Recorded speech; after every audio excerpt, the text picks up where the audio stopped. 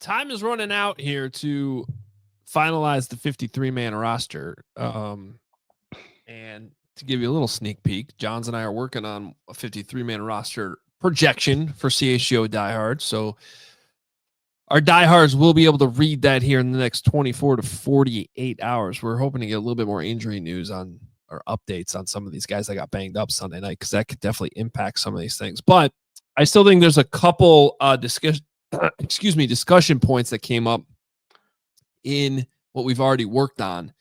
And that is, we'll go through a couple of these positions, but we'll start with running back.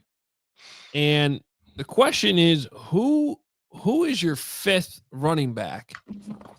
And if you want to even say third, you can. But right now we're assuming DeAndre Swift and Kyle Monangai are good to go, which they should be.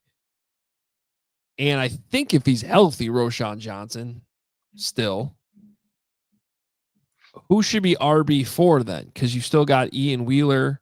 You got the Hankins, who looked pretty. I mean, he got the first carries the other night, which seemed notable. And don't forget about Travis Homer, who they like on special teams. So I don't know who wants to go first here, but that's the first talking point here: is who is the fourth running back? Yeah, I'll go with. Go ahead. Obviously, Swift, Monangai, Travis Homer for special teams. If Roschon Johnson is healthy, then he's your fourth. I know we haven't seen much, and I know he's going to be a hot button guy that people think may get cut, and I think that's fair to throw out there. It's certainly not off the table, but at the same time, from what we've seen at training camp when they have gone live, and there has been those really physical practices. You guys were there for that Tuesday one where they did goal line red zone live, and Roschon Johnson was getting that ball. And that was the day that the offense really made a statement back at the defense from the ugly family fest showing that they had. So that was kind of like a moment there where it was like, oh, that's kind of when you talk about the physical identity that we were talking about earlier in the show. I think that's the vision that Ben Johnson has for Roschon Johnson. Now the question is he healthy? You know, I see Gary in the chat saying that he might. Could he start out on IR, which would throw a little wrench in what we're trying to do right here. So I have Roschon as my fourth, Ian Wheeler from the practice squad. But if Roschon is injured and on IR, how does that change things? I guess is the bigger question. I'm going off the board here because I certainly wouldn't have said this before Sunday night, but Britton Brown looked great. 38 was touching it a ton. He's Duke, UCLA, Las Vegas Raider, 6 games in the NFL, never touched it. Poles shouted him out in his interview that as like training camp surprise, as he mentioned him and Jade Walker.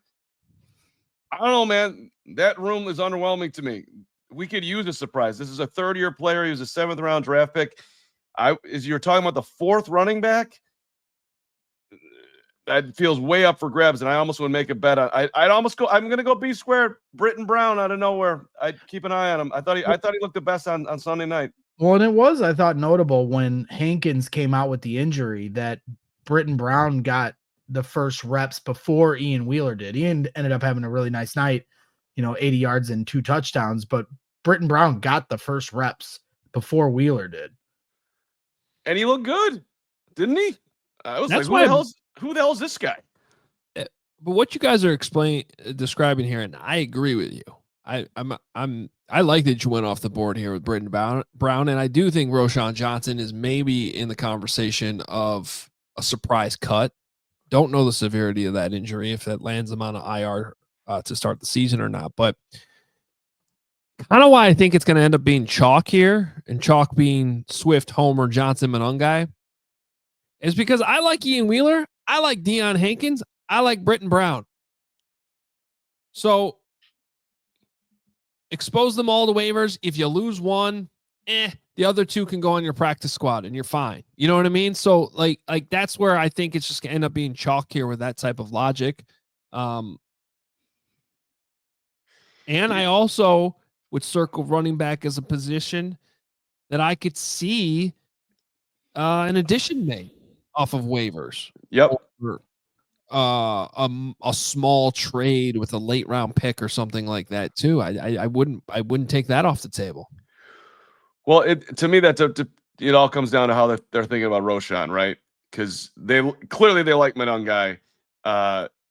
Swift's obviously here, and they love Travis Homer too from a special team standpoint. So I think those three are there. Now, if they're ready to move on from Roschon, who by the way has gotten plenty of carries at the goal line this all training camp long and in games, and is maybe your best short yardage back. If they're punting on that, then things get a little more interesting, I guess. Let's talk about the offensive line next. This is another thing I was kind of getting hung up on as we were going through this exercise, Johnsy and I our 53-man roster projection. 9 or 10 O-linemen, I think, is the question. And we can go through it right now. Braxton Jones makes it. Joe Tooney makes it. Drew Dahlman makes it. Jonah Jackson makes it. Darnell Wright makes it. Ozzie Trapillo is 6. Ryan Bates is your backup center right now. That's 7. Luke Newman has shown the ability to play swing guard for you. That's 8. Which leaves Kiran Amegadjie and Theo Benedet. Now, there's a couple different things here that I think makes this interesting. If you keep both Kiran and Theo, that's 10 offensive linemen, and it's 3 backup tackles, and 5 tackles overall. But the 3 backup tackles, I mean, I guess Benedet in a pitch could probably play guard. But when you're talking backup linemen, you're talking about guys who can play multiple positions. And it seems a little redundant to me to keep both. So I wonder if, and then the other side of this too is like, do you keep a Bill Murray or Chris Glazer in there? Because that's another interior depth guy, because your only 2 interior depth guys, if you keep this group that we're talking about, is Ryan Bates and Luke Newman. So I think you either expand this to 10 to keep both Kiran and Theo so you don't lose any of them, and you keep the competition going into the regular season, which I think is a real possibility. Yep. Or you say, hey, look, one of you has to go to the practice squad. It's just the way the numbers are working here. And you make a decision between Kiran and Theo. So let's start with this, because I'm going to ask a couple different questions here. This can be a 2-parter to start. I mean, do you keep 9 or 10 all linemen? And if you are going 9, who do you keep between Kiran and Theo? Okay, so let me take this part. I don't know if 9 or 10, but Theo is ahead of Kiran. In my mind, this is Ben Johnson's show right now. Ben has underlined Theo. Theo's getting first team reps. Kiran has been close to that, so it's got to be the bald eagle ahead of him. Now, how much is Ryan Poles with a new fresh contract extension and just willing to write off a 3rd round pick before he saw the field for 5 seconds against the Minnesota Vikings? If he doesn't want to eat that, then I think Kiran will be on the roster. And by the way, I've been rooting for Kiran this whole time. I like Kiran. Kiran, though, at this point, his path to playing for the Bears is awful thin, it seems like. I mean, unless we just start piling up the injuries, which would be a nightmare. Especially if he doesn't have, like Hogue says, if there's no versatility of making him a guard. Can you play guard? Which I think he can. I would like to think he can. I'm basing that on nothing, but I'm just like, come on. If you could play tackle, you could slide in and play guard, and maybe be even better at guard. So I wouldn't expect them to cut Kiran, because I think it's just a bad look for the GM. So my guess is that it would be 10, but Benedet's got to be ahead of him. Yeah, so for me, I would be keeping 10. If it's 9, then yes, Theo. Everything we've seen over the last 2 weeks, it's clear Kiran Amegadjie is playing with the 3rd team. Theo Benedet's splitting reps with the 1st team. That's not even a conversation. Theo is ahead of Kiran Amegadjie if it comes down to picking between the 2. But I do think they're going to keep 10. Then to me, the question comes down to with Kiran, and I know there's some injuries on the offensive line, but like you brought this up a few days ago, Hogue, who's their backup center? And I think that's going to be the big question. Ryan Bates got, center snaps on Sunday night. and from people that know better than me thought he did a good job. It's Ryan Bates. He's the backup center. Right. That's fine. But Ryan Bates also got a long history of injuries. Right. So you've got a shaky. You brought this up, Hogan. I agree with you. Like, it's shaky behind, your starting center, Drew Dahlman, who also has had injuries the last couple of years. And so I think you got to make sure. I mean, I think Doug Kramer can make to the practice squad as well, but I just am thinking about the insurance policies that they need to make sure they have for that center position. That being said, I do think it would be Theo and Kiran 9-10, and then Kramer or Stromberg or both on the practice squad. But I am thinking about those insurance policies on at the center spot for that as well. Well, I'm just wondering if it goes to 9 and out of necessity for other positions and just the overall numbers, because you can't forget that in these that 53rd spot is you usually going to go to somebody who you're actually going to have active on game day because he's playing special teams, not a 53rd guy who's just, we don't want to lose this. 52 and 53 are Theo and Kiran, but they're both going to be inactive. Like, that's just not usually how the numbers work. So I'm looking at it with the defensive ends in particular. Montez Sweat, Dio Dango, Dominique Robinson, Austin Booker make it. What about Daniel Hardy on special teams?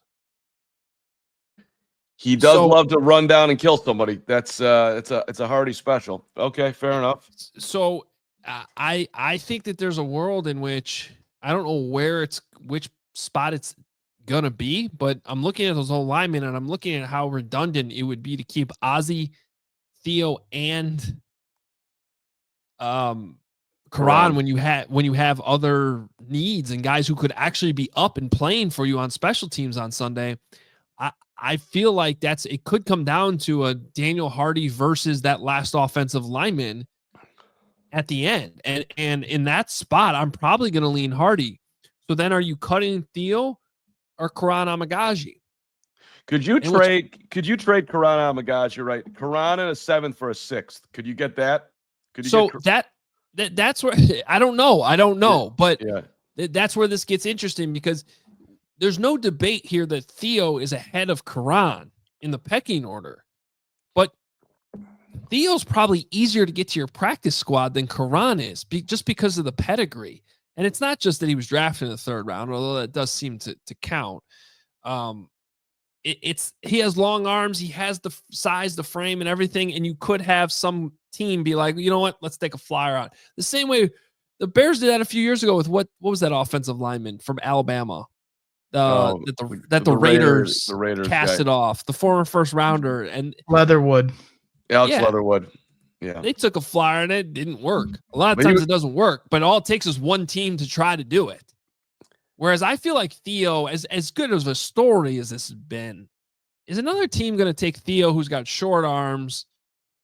They don't know him as well. They're going to take a flyer on him, put him on their 53. Like, it's to me, it's much more likely he would pass through waivers and end up on your practice squad, even though he probably deserves it more than Kiran Amegadjie. So do you try to trade him? That's a great question by you, Carm. It's worth making some phone calls. Those are the type of phone calls that do get made at cutdown time.